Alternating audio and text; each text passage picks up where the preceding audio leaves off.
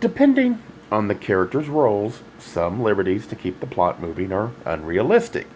What I'm focused on is learned behavior, something you see over time. That is why I like series, because it starts to develop a character into a person and it constrains the writer into how the character can react. If you violate the spirit of the character, then you soon will find interest in the books will disappear. While the thoughts are inspired by the book, it does not imply the writer intended to inspire the thoughts I have. The womb is a huge mess. After all, we are talking about exploitation of children, which is clearly disgusting, even if they are technically just barely under. Gays are associated with sex, and so often it is assumed we are all horrible.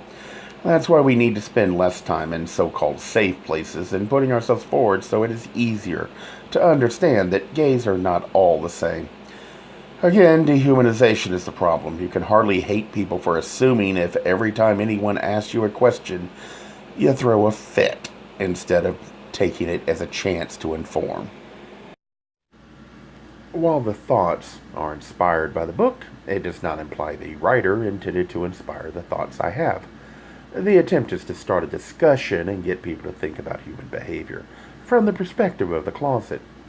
How this might lead to problems that make friends or partners or even business relationships difficult.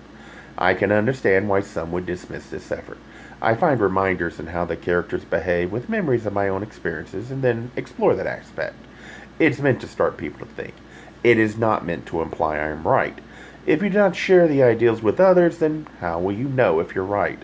When talking, the focus should be on challenging and exposing your ideals, not in changing other opinions.